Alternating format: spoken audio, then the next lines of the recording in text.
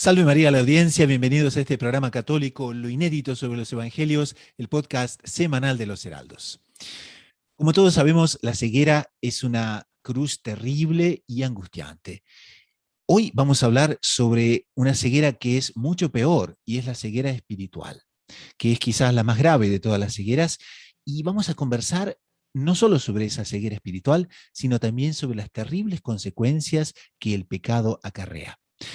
Pero también vamos a ver un antídoto para toda esta situación, y que es la pureza de corazón. Entonces vamos a ver el Evangelio de Bartimeo y vamos a conversar sobre todos estos temas y llegamos entonces a la conclusión. La virtud es para pocos. Les habla el hermano Gustavo de los Heraldos y este es el programa número 127 de Lo Inédito sobre los Evangelios Podcast.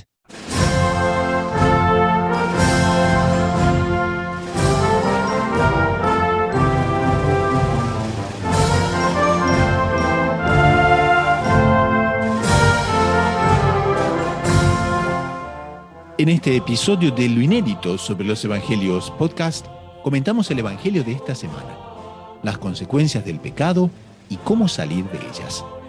En la sección Espiritualidad, los efectos de la ceguera espiritual.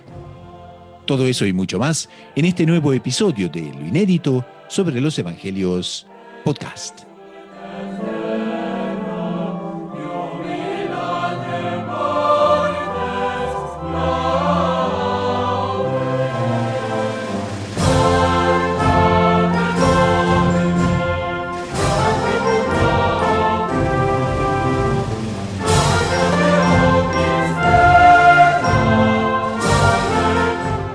Bienvenidos entonces, como les decía, al episodio número 127 de Lo Inédito sobre los Evangelios. Este es el programa 107 para Radio María Canadá, la voz católica que te acompaña. También saludamos a Radio María del Rosario, FM 90.7 de Buenos Aires, Radio María Guatemala, FM 103.3 de Guatemala City, Radio Caballeros de la Virgen, las 24 horas bajo la protección de María, las audiencias en las redes sociales, en YouTube, en WhatsApp. Como ustedes bien saben, Lo Inédito sobre los Evangelios toma su nombre de la obra que Monseñor John Cladía nos ha dado, el fundador de los Heraldos, y es justamente 7 volúmenes donde trata de los evangelios dominicales, de todos los ciclos litúrgicos, nos brinda auténticas perlas, diamantes, esmeraldas en materia de doctrina, en materia de comentarios al evangelio, y tanto para la gente normal como nosotros, cuanto para los predicadores, cuanto para los sacerdotes, realmente son fuentes fantásticas para poder enriquecer todo lo que sea transmisión de contenido católico, especialmente domingo a domingo. Entonces es por eso que tenemos el podcast, es por eso que semana a semana conversamos sobre aspectos del Evangelio y sobre todo aspectos de la vida cotidiana que nos van a ayudar a enriquecer mucho nuestra vida espiritual. El día de hoy contamos en el panel con el hermano Gerardo Reyes de los Heraldos del Evangelio. Como ustedes saben, ya por varios programas, el hermano Gerardo es catequista, es misionero en El Salvador. Pueden encontrarlo en el canal de YouTube de los Heraldos en El Salvador, donde van a encontrar programas excepcionales, ya vistos por miles y miles de personas. También tenemos al doctor Saúl Castiblanco, quien es un huésped habitual del programa, y como ustedes ya a esta altura creo que ya saben, pero bueno, siempre viene bien explicar, es psicólogo, es editor de la agencia de noticias Gaudium Press en su edición hispana, es bachiller en ciencias religiosas por la Pontificia Universidad Santo Tomás de Aquino de Roma, el Angelicum, y por la Domuní, Universidad Internacional de los Dominicanos, con sede en Toulouse, Francia. Entonces, con este panel excepcional que nos da la alegría de acompañarnos en el día de hoy, vamos al Evangelio, vamos a sumergirnos en el Evangelio, que es la cura del ciego, la cura de Bartimeo, quien vivía en la milenar ciudad de Jericó. Vamos al Evangelio y vamos exactamente entonces a las palabras que el evangelista utiliza para narrar este episodio absolutamente fascinante. Lectura del Santo Evangelio según San Marcos. En aquel tiempo, al salir Jesús de Jericó con sus discípulos y bastante gente, el ciego Bartimeo, el hijo de Timeo, estaba sentado al borde del camino pidiendo limosna. Al oír que era Jesús Nazareno, empezó a gritar: «Hijo de David, Jesús, ten compasión de mí». Muchos lo regañaban para que se callara, pero él gritaba más: «Hijo de David, ten compasión de mí». Jesús se detuvo y dijo: «Llamadlo». Llamaron al ciego diciéndole: ánimo, levántate, que te llama. Soltó el manto, dio un salto y se acercó a Jesús. Jesús le dijo, ¿qué quieres que haga por ti? El ciego le contestó, Maestro, que pueda ver. Jesús le dijo, anda, tu fe te ha curado. Y al momento recobró la vista y lo seguía por el camino. Entonces, como hemos podido ver bien en la lectura del Evangelio, este es el ciego de Jericó, es Bartimeo, donde nuestro Señor aprovecha para tratar, y Monseñor John Cla lo hace aquí en el libro admirablemente, sobre los ciegos de Dios, él dice, y nos habla de la ceguera espiritual y nos habla de las consecuencias del pecado. Entonces, en este programa nos gustaría, con el hermano Gerardo, tratar algo que Monseñor John Cla nos dice aquí en su comentario al Evangelio, que desde ya, como siempre les decimos, no dejen de conseguir su volumen, porque nosotros apenas tocamos la punta del iceberg de lo que Monseñor John Cla comenta. Y realmente está lleno de aspectos que si fuésemos a cubrir cada uno, nos llevaba a sus 2 horas de programa, ¿no? Que no nos gustaría tanto, digamos, no hacerlo, pero creo que la audiencia de repente sería un poco más imposible. Pero bueno, entonces, aquí Monseñor John Cla nos habla de las terribles consecuencias del pecado. Entonces, tratamos de ese tema, hermano Gerardo, y para comenzar quizás, para dar una punta de comienzo así a nuestra audiencia, entonces el pecado tiene consecuencias y nosotros nos confesamos, perfecto, pero tiene consecuencias que son, por así decir, extendidas. Tiene consecuencias y así como cualquier eh, enfermedad que al inicio son casi imperceptibles las consecuencias en el aspecto físico. Un diabético de repente comenzará con, qué sé yo, pequeños mareos, pequeñas malestares, una especie como que de sensación de que algo no está bien, pero son pequeñas cositas que la persona al inicio como que va despreciando, como que bueno, con esto pues yo me la juego, yo consigo soportarlo, etcétera. Más es justamente en esas pequeñeces que se va manifestando y se va preparando luego las grandes enfermedades más adelante ya crónicas que evidentemente todos los médicos dicen, son unánimes en decir, si el cáncer tú lo agarras temprano, se puede hacer algo. Si agarrar cualquier enfermedad, el inicio de la enfermedad es fácil combatir. Lo mismo sucede con las enfermedades espirituales, con el pecado en sí. Hay un principio que nosotros debemos tener hiper claro y que para nosotros es necesario y sumamente benéfico en el momento en que la persona pase por alguna tentación o por alguna crisis espiritual, lo que sea. Y es que el hombre tiene, fue dotado por Dios del don de libertad, del libre albedrío, y por tanto con la capacidad de escoger el bien. Cuando abusa, o mejor dicho, utiliza mal esta capacidad que Dios le dio, abraza el mal. Ahora, tanto abrazando el bien como abrazando el mal, la persona se va a hacer esclavo, sí o sí. Se va a hacer esclavo o de Dios y de sus mandatos, que bien dice nuestro Señor, mi yugo es suave y mi carga ligera. O se va a hacer esclavo de sus pasiones y de sus vicios. Y qué terrible es que la persona quiera voluntariamente, eh, o a veces ni siquiera es conscientemente, pero la persona se va dejando llevar de tal manera que llega un punto en que ya es como que es imposible volver atrás, imposible retroceder. Que acaba siendo mentira, pero la persona lo siente así, lo percibe así. Y cuando la persona entra en esa esclavitud del pecado, Dios mío, qué yugo más insoportable con el que la persona eh, se atormenta continuamente y va en una especie de círculo vicioso entre gozo fugaz y frustración completa. Gozo fugaz y otra frustración más profunda aún. Y se vuelve un vicio realmente en la persona, en cualquier aspecto. Y la persona va rodando cuesta abajo y acaba siendo un verdadero tormento para la persona. Porque cuanto más se entrega al pecado, más necesidad siente de él y menos fuerza siente para salir de él. Y cada vez, a medida que va cayendo, ese pecado le va satisfaciendo menos, le va complaciendo menos.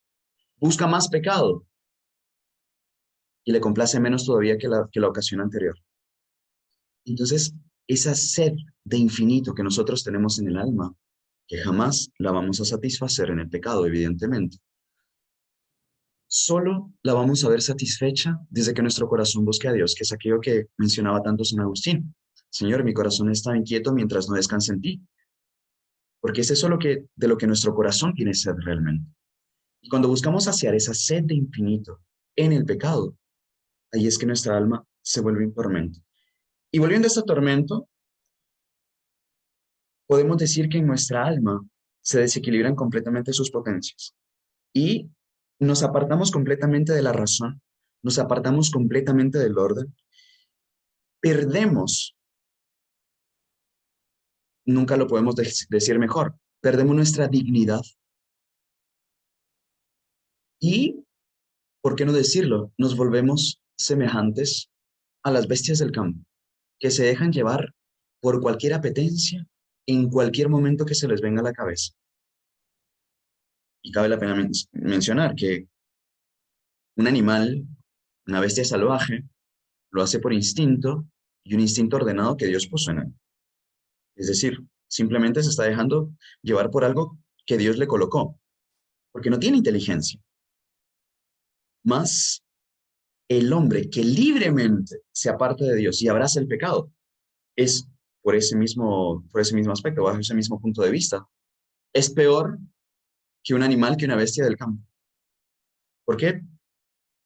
Ya es desordenado, no es simplemente que se está dejando llevar por un instinto que Dios puso, sino que está utilizando de una manera desordenada de una facultad que Dios le dio. Vamos a decir, la vista o el tacto, las manos que Dios me dio para darle gloria o los ojos que Dios me dio para glorificarlo. Yo lo estoy utilizando para volverme contra Él. Y con eso estoy utilizando en perjuicio mío un don que Dios me dio para salvarme y para glorificarlo a Él. Entonces, claro, evidentemente que un alma que vive continuamente en este desorden, su alma ya en esta vida se vuelve un infierno. No hay peor tormento que abrazar voluntariamente y establemente las vías del pecado. Y eso lo tenemos que tener muy presente. Claro, esas son las terribles consecuencias que mencionó Clarence Alerta, ¿no? Ahora también hay una cosa, ¿no? Y es que también la propia inteligencia, la propia capacidad de ver las cosas como son, con justicia, y tener, digamos, una noción, ¿no? Del estado en que se está, también eso se oscurece, ¿no?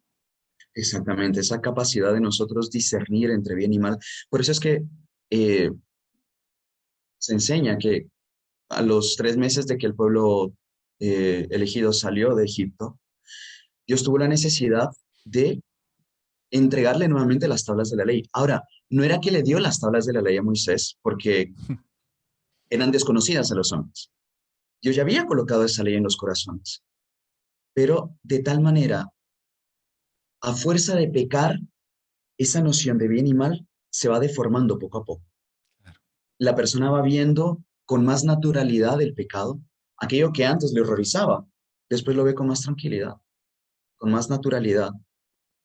No quiere decir que por eso tenga paz de alma. Es una especie como que de escondite que la persona busca para tener una pseudo paz de conciencia, para adaptarse al pecado. Y por eso justamente acaba pensando y adaptando su criterio, en mala manera, evidentemente, al pecado que decide abrazar.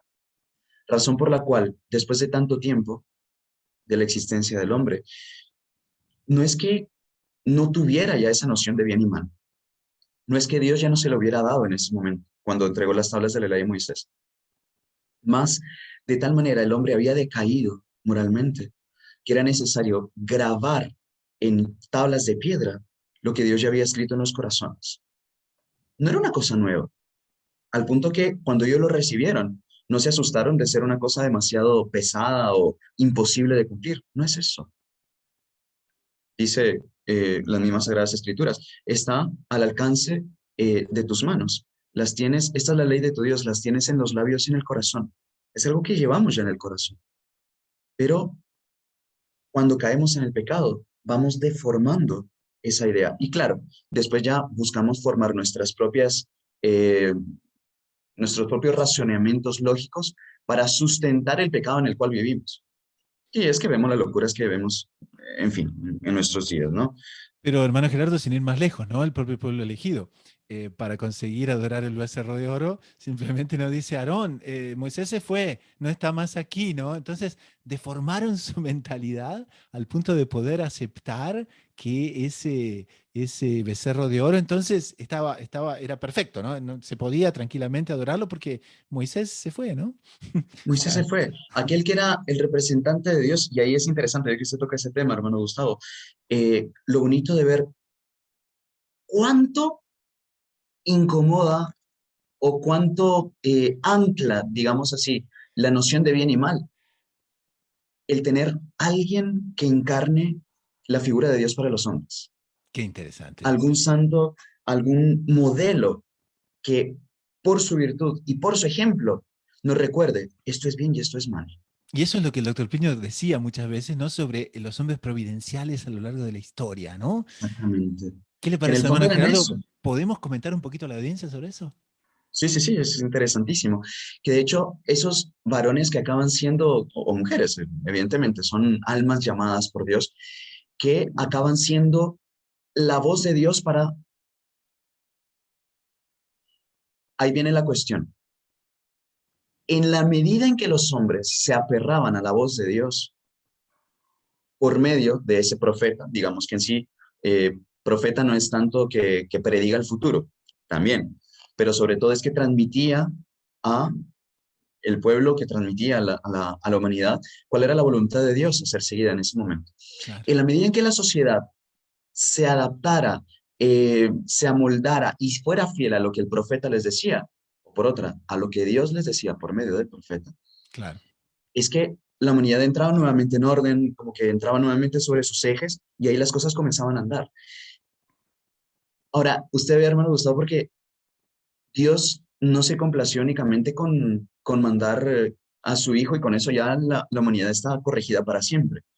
O sea, ya mandó a muchos profetas antes de enviar a su hijo y mandó a muchos santos después para recordar continuamente a la humanidad cuál es el verdadero camino. Hombres a los que dio unas gracias especiales para indicar dónde está el bien, dónde está el mal, cada uno en su época, evidentemente. Eh, si hablamos antiguamente, bueno, San Ignacio de Loyola, apuntando los errores del luteranismo, de todo el protestantismo en general, etcétera, vemos que en cada época histórica que surge un error, Dios suscita un alma para guiar y ser el faro de la verdad para los hombres de su época. Ahora, evidentemente que eso no puede dejar de existir en nuestros días.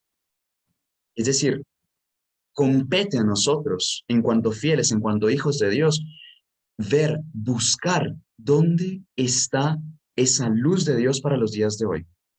Porque Dios no abandona a la humanidad. Claro. Dios no puede abandonar a sus hijos.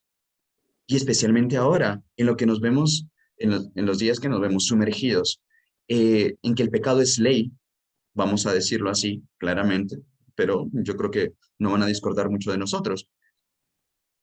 Debemos saber también buscar e encontrar dónde está esa voz de Dios para nosotros. ¿Dónde está esa voz que nos apunta bien, mal, verdad, error, bello, feo? ¿Por qué? Los trascendentales son inmutables. El bien nunca va a dejar de ser bien, el mal nunca va a dejar de ser mal. Que la humanidad abrace colectivamente el mal no quiere decir que va a dejar de ser mal. Y esto debe ser también un punto de reflexión para nosotros, ver cuáles son los medios por los cuales Dios nos habla hoy en día para traer nuestra alma hacia el bien, para volver, hacer volver nuestras almas hacia Él. En definitiva, sería, ¿no? Una fundamental necesidad de una curación, ¿no? De esa ceguera de alma que existe hoy en día, de esa ceguera de alma que está tomando cada vez más parte, ¿no? De la vida cotidiana. Y al mismo tiempo, entonces, ¿cómo debemos pedir, ¿no? Que, lo mismo que Bartimeo pidió, ¿no es cierto? Exactamente. Y también en ese sentido, hermano Gerardo, Bartimeo tiene esa oración fenomenal, ¿no? Señor, que yo vea. Entonces podemos terminar quizás esta primera parte del programa, ¿no?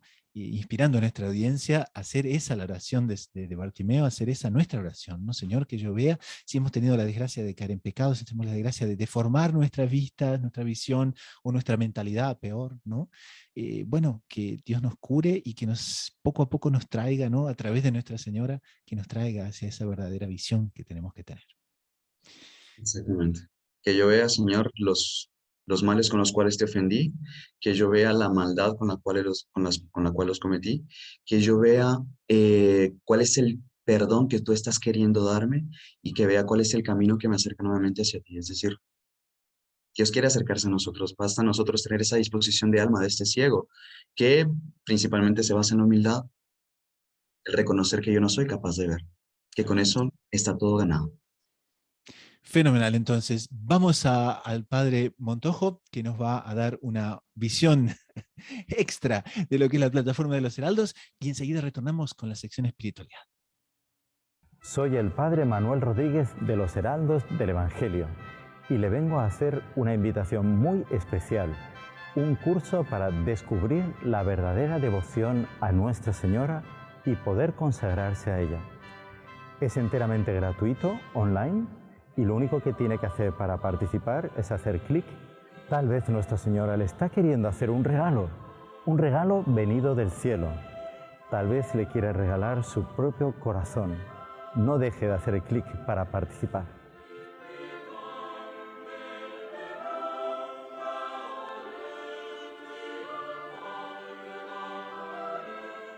Pasamos entonces a la sección espiritualidad. Como ustedes saben, en esta sección exploramos temas centrales de la vida espiritual para el beneficio y el crecimiento de la audiencia.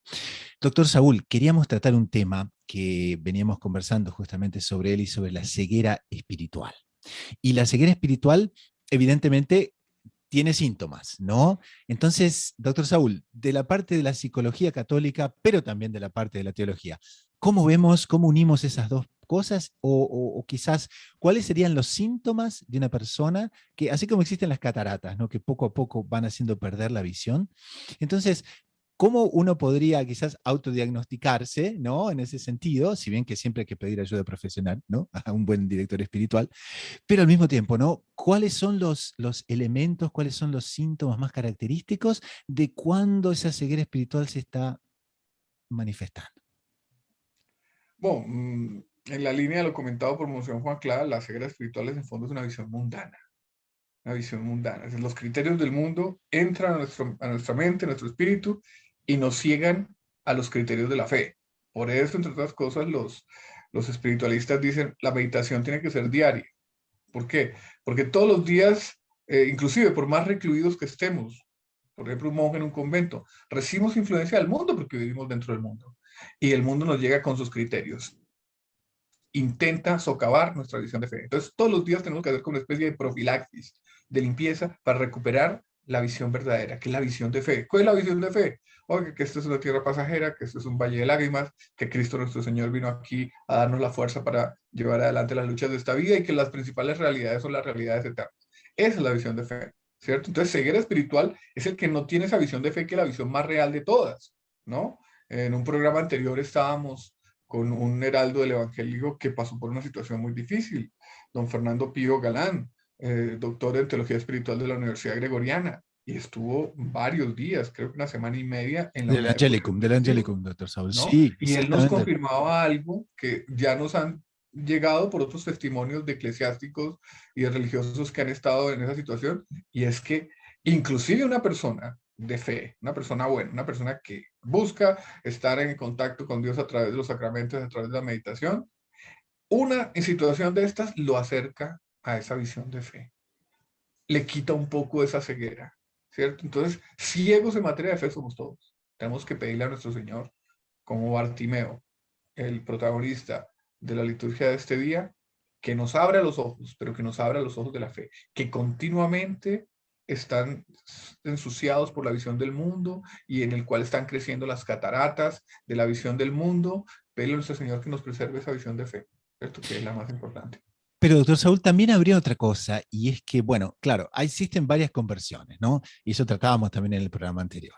La primera conversión es típica, cuando la persona va abandonando el pecado mortal, cuando la persona se va yendo a confesar, comienza a recibir la comunión más frecuentemente, ¿no? Ahora, puede haber una ceguera espiritual ya en una segunda conversión, cuando la persona está ganando un poquito, ¿no es cierto?, ¿qué? A ver, de noción habitual, ¿no? De rezar, de noción habitual de ir a la Santa Misa, ¿no? Y ahí, por ejemplo, el otro día conversábamos con usted sobre algo que también se da mucho, y es cuando las personas cuentan demasiado con sus propias capacidades. Sí, Porque ahí ya lamentablemente. es, ¿no? Es una cosa un poquito más, ¿no? Subrepticia, difícil a veces. Es complicada porque mundos con criterios cerrados hay muchos. Está el mundo de los grandes reflectores de los medios de comunicación, de las estrellas, del cine, la televisión, el internet, ¿cierto?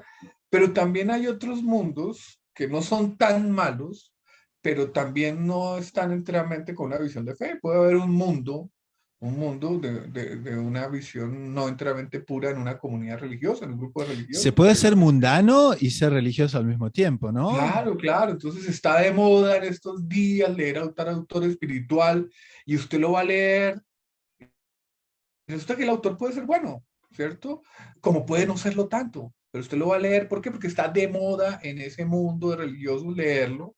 Y de pronto, si no es un autor tan bueno, si de pronto es una moda que introdujo el demonio ahí, pues usted tiene que limpiarse de ese mundanismo. Y por eso los retiros espirituales, que si no estoy mal, el Código de Derecho Canónico prescribe que para los clérigos sea una vez al año, ¿cierto? Porque el retiro espiritual es, oiga, retírese, inclusive de ese mundo bueno en el que usted vive. Y mucho más de los mundos malos. Y ahora enfréntese con Dios y enfréntese con la realidad más importante, es cuál. La lucha de su alma en esa gran batalla que se llama la lucha entre el bien y el mal y el destino eterno. Listo, ahí todo ese mundanismo por una semana, por ejemplo, en un retiro espiritual de una semana se limpia. Y usted dice, uy, sí, sí, sí, Dios mío, yo dónde estaba, ¿no? Y resulta que podemos estar hablando de un religioso, de esos que hacen meditación diaria, de esos que van a misa diaria, de esos que rezan el rosario completo diariamente, pero el mundo no. Entonces esos retiros nos van ayudando a limpiarnos los ojos. Pero claro, Monseñor Juan Claro, lo que resalta en el libro es sobre todo pedirlo a Dios, que es la enseñanza de la lectura de este día. Dios curó a Bartimeo de su ceguera física. Dios con un acto de su voluntad a través de los ruegos de la Santísima Virgen nos saca, porque es que el demonio nos va cogiendo, el demonio nos va metiendo, ¿no? Nos va transformando la cabeza. Y en el momento en que se nos mete ciertas ideas en la cabeza, hay complicado para sacarlas y termina siendo un prisma, unas gafas a través de las cuales vemos toda la realidad. Y eso es muy tenaz. Entonces, me acuerdo de una frase de la escritura, que cada vez entiende uno más su sentido profundo, y es Domine ut videat. Señor, que yo vea bien, sin gafitas, sin criterios cerrados, que yo te vea a ti presente en el orden de la creación, en todas las cosas, y que para mí lo importante sea ahí vos. Pero, doctor Saúl, y también cambiando un poquitito quizás el ángulo, ¿no? Hablamos de religiosos, bueno, se habla también, ¿no? De religiosos que sean religiosos con hábito y con todo, pero también está la gente, por ejemplo, que ya ha pasado una segunda conversión, va a una cierta misa, ¿no? Que sea linda, no necesariamente tradicional en latín, no solo eso, sino puede ser una misa bonita, una misa interesante, y ya pensó, ¿no? Que por el hecho de hacer eso todos los domingos, ya llegó, ¿no? Llegó al punto en que debería haber estado y paró de crecer, ¿no? Y no se puede dar entonces la catarata espiritual, la ceguera espiritual también en esa situación. Claro, pues eso es evidente, ¿cierto? Monseñor Juan Clara repite mucho que, ¿no? El Señor lo sabe mejor que yo, que quien paró no paró, retrocedió. ¿Por qué? Claro. Porque uno para, pero el mundo no para. El mundo sigue acercándose a través de esos hilos y esas líneas de comunicación sutiles que el demonio va tejiendo hacia el alma de uno, le va metiendo los criterios. Entonces uno no para, empieza a retroceder y cuando se da cuenta, tiene los criterios del mundo que tenía en la primera conversión. Entonces, saber una vacuna contra eso, digo yo, es saber que aquí en esta vida no tenemos punto de descanso. Usted adquirió un grado de virtud X, no se haga ilusiones, hay mucho más allá. Lo ve uno en la vida de los grandes místicos, lo ve uno en la vida de Santa Teresa, de San Juan de la Cruz. Ellos crecían y crecían, claro, a punta de esfuerzo y conscientes de que eso era gracia de Dios, iban llegando a unos ciertos estados de la vida espiritual, pero en los estados se daban cuenta que había mucho más, hasta morir, hasta pedirle a Nuestra Señora, porque todo viene a través de ella, que nos alcance el grado de dignidad a la que estamos llamados en esta vida para llegar así al cielo, ¿no? Entonces aquí no hay cómo parar, ¿no? Aquí no hay cómo pararlos. Uno es ciego, uno no se ve los defectos. Cuando uno crece algo en la vida espiritual, dice, ay, Dios mío, mire quién soy yo. Sí, bueno. Listo, conquiste eso. Pídalo a Nuestra Señora. Lo conquistó, conquistado, descansó. Bueno, descanse un poquito, pero dése cuenta que le falta mucho todavía. Mucho. Aquí no hay descanso. Ese pedido de Bartimeo, que el señor Juan Clá dice que en el fondo es la metáfora para pedir que Dios nuestro Señor nos cure la ceguera espiritual, es un pedido que nosotros debemos hacer todos los días, constantemente. Domine video, Señor, que yo vea. Señor, ciégame a los criterios del mundo. Ciégame a eso, ¿no? Vacúname contra eso. Ayúdame, porque es que estoy combatiendo con el demonio, es el ángel astutísimo, ¿cierto? ¿Y cómo nos llegan los criterios del mundo? A través de una noticia. Eso no nos llega el demonio diciendo, usted ahora va a creer que Cristo no es Dios. No, no llega diciendo eso. Pero él exalta, por ejemplo, un tipo humano interesantísimo, inteligentísimo, atractabilísimo, pero que en el fondo es medio ateo, que en el fondo no gusta de la piedad. Y la persona que sin darse cuenta se dejó atraer por los lados buenos de ese tipo humano, exaltado por el demonio, también termina siendo contaminado por los lados cerrados de ese tipo humano. Así juega el demonio. Estamos jugando con un ángel de luz que se volvió oscuridad, pero que no perdió su inteligencia. Entonces tenemos que pedirle a Dios que nos ayude en esa lucha. Con humildad. No, aquí no hay colosos. Coloso es el demonio. Coloso sobre el demonio es Cristo nuestro Señor que lo venció, pero el demonio es un coloso, no se crea coloso, ¿no? Está seguramente aquí en este país donde yo vivo, a la hora de la primera comunión, don Gustavo reparte unas estampitas, eso era piedad de otra época, ya hace varias décadas, ¿no? De una partida de ajedrez donde estaba el alma, uno, jugando un juego de ajedrez con el demonio. No. No. Esa estampita sería mejor representada si mostrara al demonio muy inteligente y a uno medio burro. Claro que quedaría perfectamente representada si detrás de uno colocan a un ángel de la guarda no bobito y medio idiota como normalmente lo representan, sino un ángel de la guarda mucho más inteligente que el demonio. Doctor Saúl, en ese aspecto, entonces, ¿cuáles son los síntomas por los cuales podemos decir que comenzamos a contar con nuestras propias fuerzas? Don Gustavo, yo creo que esos síntomas van a estar presentes hasta que no se muera. Lo que hay es que luchar para saber, para que Dios nuestro Señor nos dé una desconfianza en nuestras propias fuerzas, ¿cierto? Por ejemplo, en un sentido muy bonito, en estos días leí dos biografías, la de Cleopatra y la de Santa Teresa de Jesús. Ambas ¡Qué unas personaje, doctor Saúl! ¡Wow! Dos ambas unas diametralmente. supermujeres. Yo, Ajá. por estúpido, por ignorante, tenía una idea de Cleopatra como una mujer meramente sensual y muy atractiva y muy capaz. No, humanamente hablando era una supermujer, ¿no? A los 18 años ya hablaba 8 idiomas. A los 18 años ya sedujo a un hombre que conocía a todo el mundo como era Julio César.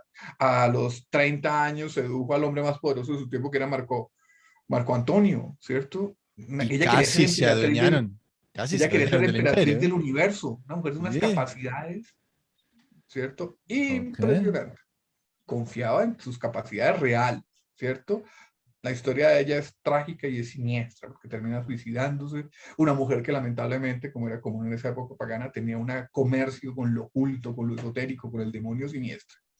Y después leí la vida de Santa Teresa. Doctor Plinio decía de ella también una mujer con unas capacidades muy grandes naturalmente hablando, una inteligencia clara, una voluntad firme, etcétera, pero ya no era la naturaleza de Cleopatra, ella tenía ciertas crisis nerviosas desde niña, etcétera, pero era una mujer humanamente hablando superdotada, Santa Teresa de Jesús. Ahora, ¿qué es lo bonito de Santa Teresa? Que esas cualidades naturales, como decía el doctor Plinio, sobre ella se posó la gracia.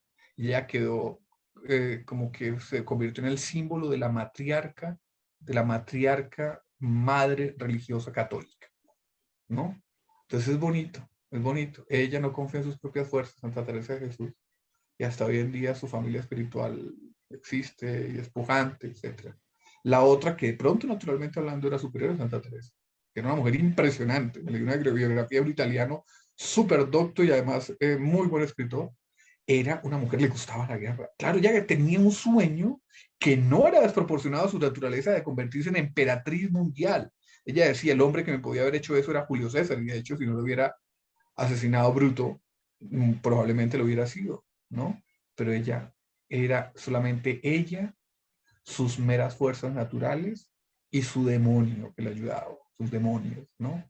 Y tuvo ese fin trágico. Se suicida con un áspid, al parecer, se suicida con todas sus mucamas, decepcionada del hombre que le había dado los últimos hijos, que era un tipo poca al lado de ella. Qué vida final trágico, qué vida maravillosa al fin de Santa Teresa. ¿Cuál es la diferencia entre uno y otro? Uno confía en sí, el otro confía en Dios, ¿no? Entonces podemos resumir en esta parte del programa que realmente si contamos con nuestras propias fuerzas, si de alguna manera comenzamos a pensar que ya llegamos, que ya estamos bien, entonces la ceguera espiritual comienza a sentarse. ¿Puede ser? Enteramente me ha gustado y sigo pensando en Santa Teresa. Ella recibió muchos dones desde el inicio de su segunda conversión, la transverberación, levitaciones, arrobos místicos, pero el desposorio místico profundo lo recibió poco antes de morir.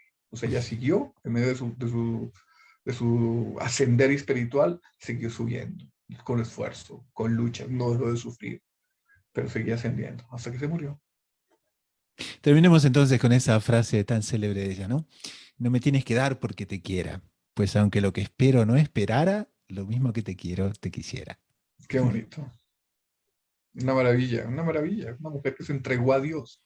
Es cierto que Dios la favoreció con dones místicos muy especiales, pero esos dones estaban en proporción de su entrega y su confianza absoluta en Dios, ¿cierto? En ese sentido, ella, a pesar de que es una súper mujer, ella es ejemplo para estas generaciones débiles que somos nosotros hoy en día, y es cuál, entréguese a Dios, que sea Dios el que haga su obra en usted, sea usted un quebrado o sea usted un coloso. Hoy en día somos todos más bien tendientes a lo quebrado. Entréguese a Dios porque Él es el mismo. Nosotros somos como que diferentes de esos personajes históricos de lo que estamos hablando en cuanto a nuestra naturaleza humana, pero Dios es el mismo, el que se nos quiere dar, que se nos quiere entregar y quiere llenar nuestros vacíos, nuestras necesidades, quiere unirnos a Él, etc. No es fácil, don Gustavo, porque el mundo es lo contrario. El mundo es Y lo contrario. constantemente el mundo nos mete ahí en la cabeza. Planifique, tú eres capaz, el poder está dentro de ti. Si tú lo piensas, tú lo consigues. Y los 1000 mensajes nos llegan a toda hora y que nos van entrando por los poros, por la respiración, por el aire, por las narices, por la boca, por los ojos. Y no es así.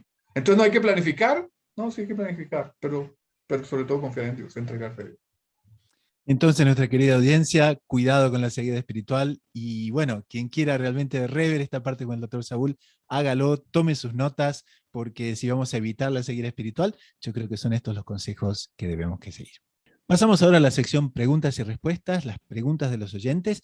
Nos llega una pregunta práctica en ese sentido, porque las bienaventuranzas hablan mucho de la pureza de corazón, pero preguntan si podríamos de alguna manera dar 3 consejos de cómo practicar la pureza de corazón, sobre todo en el mundo de hoy en día. Claro, en la línea del pensamiento de Monseñor Juan Clara, la pureza de corazón es una consecuencia también de la pureza de cuerpo, ¿no? Y la pureza de corazón conlleva una visión de Dios y una visión de las cosas que no tienen los que no son puros ni de corazón ni de cuerpo, ¿no? Entonces, esto es un tema muy relacionado con el que veníamos tratando. El que no es puro no ve a Dios y no ve las cosas como son y es un ciego, ¿no? Entonces, tenemos que pedir a Dios la pureza. Hablamos de castidad, doctor Saúl, también, ¿no? Exactamente, Sí. exactamente. La castidad es una virtud frágil hoy en día, ¿cierto? En todas las épocas históricas, pero hoy en día.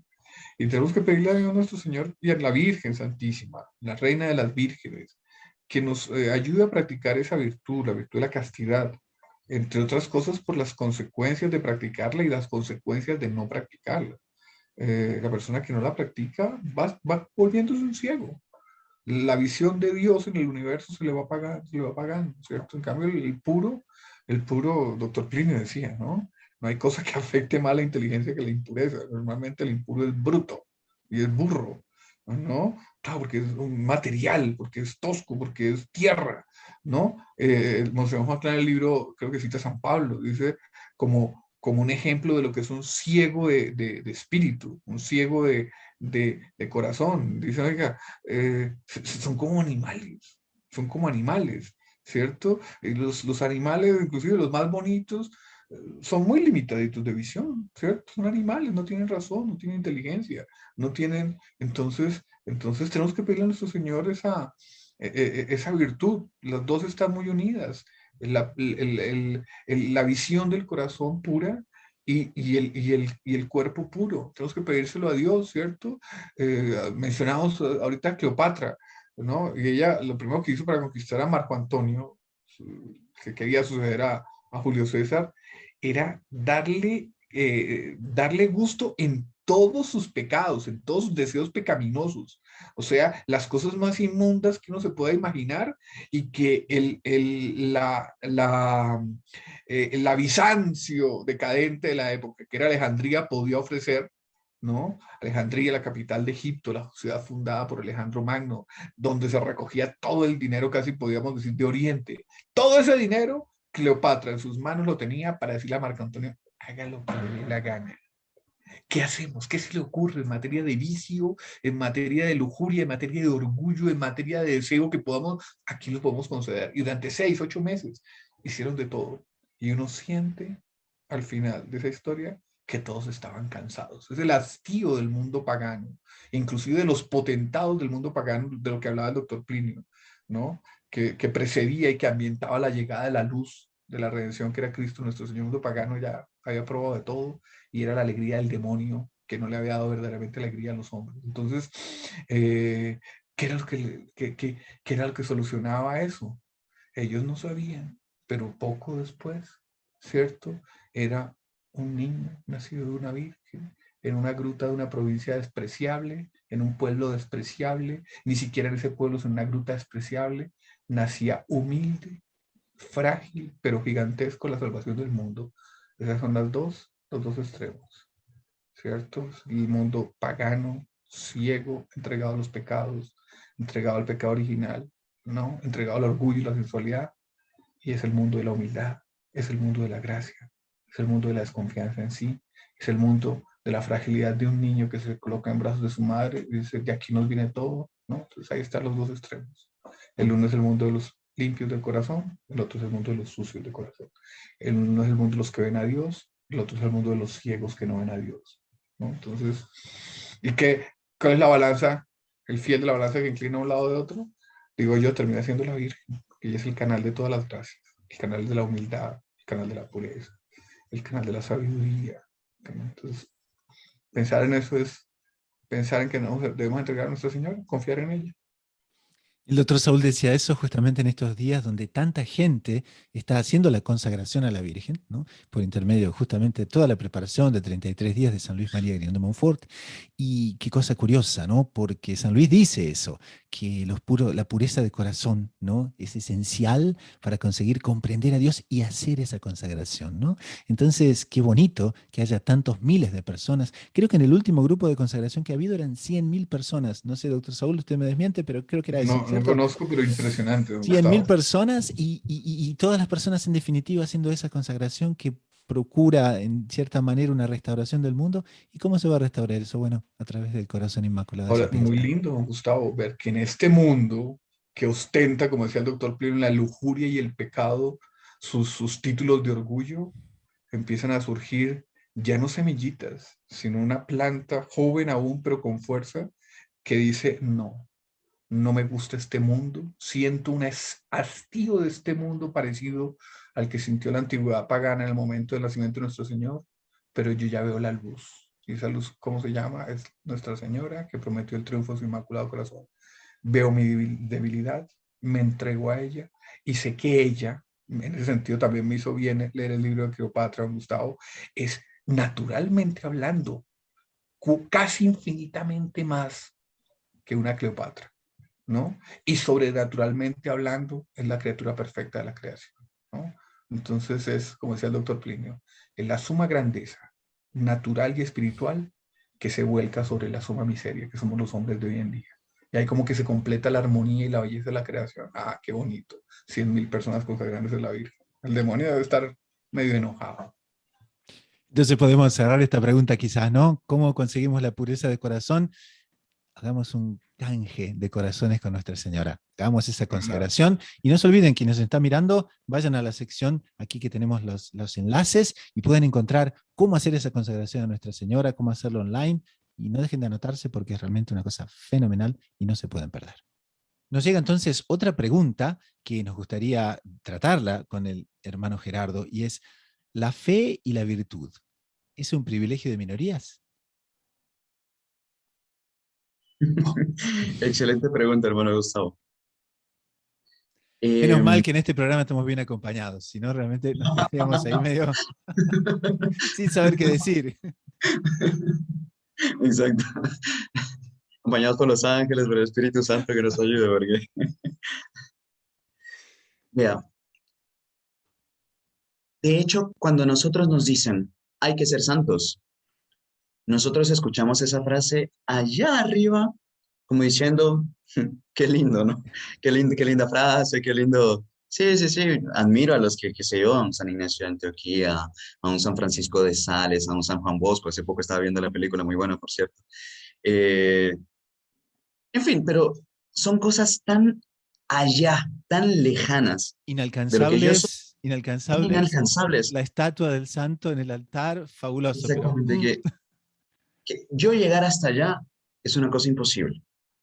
O sea, francamente imposible. Y lo veo tan lejos que uno dice, no, mejor ni comienzo. Aquí, así como estoy, soy feliz, bueno, así me quedo. Me quedo contento en mi misa dominical, en mi confesión mensual, en fin, me voy quedando tal. Ahora, la fe, la virtud, es algo para comenzar, que todo católico recibe en el momento en que es bautizado. Es un don que Dios nos concede gratuitamente y con el cual todos nosotros contamos. Y no podemos decir que no tenemos fe si ya la recibimos en el sacramento del bautismo, fue fortalecida en el sacramento de la confirmación, es alimentada en el sacramento de la comunión. Es deber nuestro cultivar y hacer crecer esta fe continuamente. Es como un señor Juan Clar nos repite muchas veces, que la fe no es una virtud estática, sino que tiene que crecer, es como un músculo. Y si yo no la ejercito, esa fe no crece. Igual que un músculo, yo hago pesas y los músculos se van tonificando. Así también sucede con la fe. Eh, con la virtud lo mismo. Virtudes cardinales, virtudes teologales, nos son infundidas en el día de nuestro bautismo. Y recibimos una nueva plenitud cuando recibimos al Espíritu Santo. Dígase lo mismo el sacramento de la comunión, evidentemente. Ahora, yo no puedo decir entonces que no tengo medios de ejercitar esa fe, que no tengo medios de crecer en las virtudes. Que no tenga voluntad para hacerlo es diferente.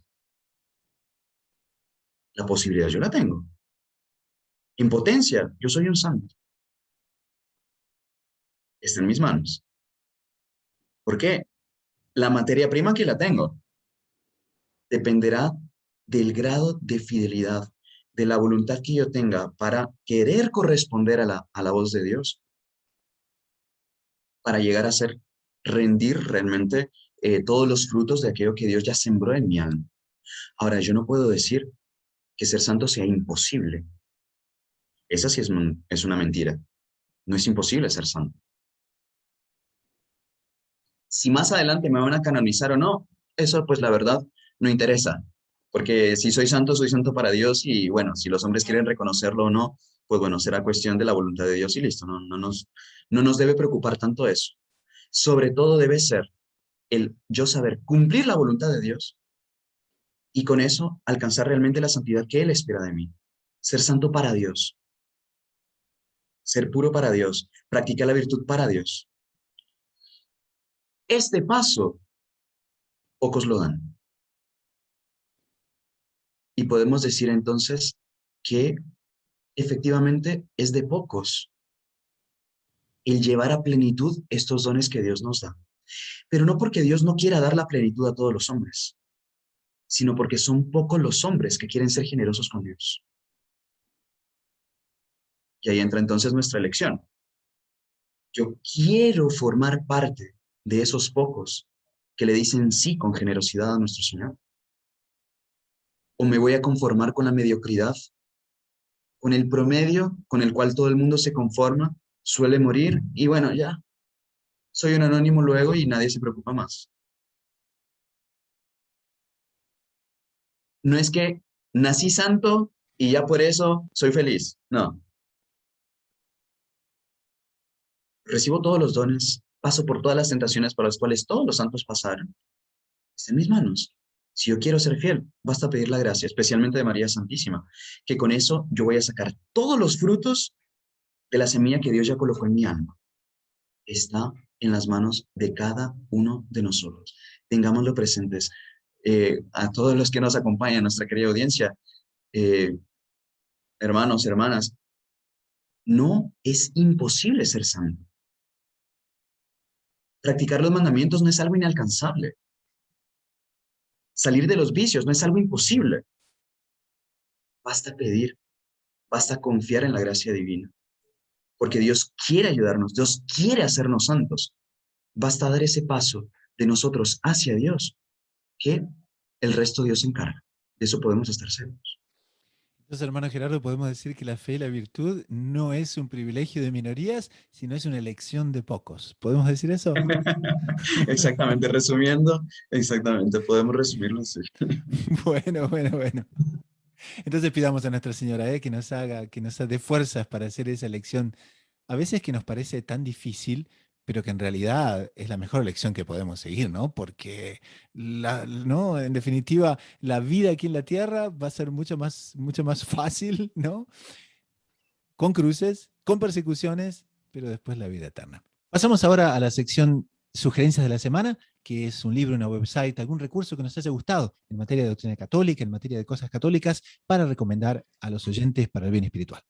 Doctor Saúl, recétenos Bueno, alguna cosa para esta semana, por favor. en días pasados estuvimos conmemorando a Santa Teresa, la primera doctora de la Iglesia, esa gran santa que es, digamos, uno de los pilares de la reforma de las órdenes religiosas en el siglo XVI. Entonces, aquí hay un site con todas las obras de ella en PDF. Tiene la dificultad de que es en lenguaje antiguo, ¿no? De que es un lenguaje un poco antiguo, pero pues el lector que se interese seguramente encontrará en internet de pronto unas versiones más actualizadas de algún libro que especialmente le llame la atención, pero de pronto también intercedido por Santa Teresa desde el cielo, se entiendan las cosas que ella decía, que realmente son maravillosas, ¿no? Muy bien, entonces lo colocamos en las notas del programa. Hermano Gerardo, ¿qué podemos recomendarle a la audiencia para esta semana? Me encantaría recomendarles, hermano Gustavo, un libro que, si bien fue escrito dirigido hacia los jóvenes, es de gran beneficio espiritual en cuanto a la práctica de la virtud, en cuanto a la materia de pureza muy especialmente.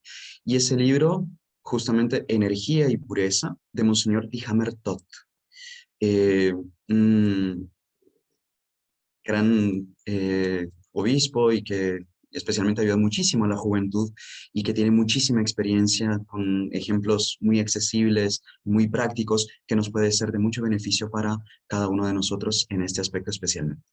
Muy bien, esto se encaja muy bien en la parte de la pureza de corazón que estábamos tratando con el doctor Saúl, así que muy providencial. Lo ponemos también entonces en las notas del programa. Y con esto llegamos al final del programa del día de hoy. Si les ha agradado, no dejen de suscribirse, no dejen de colocar las notificaciones, no dejen de compartir el programa, de darle like, en fin, de todas las maneras que se pueda compartir con las personas, están invitados a hacerlo. Pero sobre todo con esto, en nombre del equipo de producción y de quien les habla, el hermano Gustavo de los Heraldos, nos despedimos hasta dentro de una semana. Así que a rezar mucho, a perseverar con confianza, con los ojos en la Eucaristía y en María Santísima, a la búsqueda incansable de descubrir siempre más lo inédito sobre los evangelios.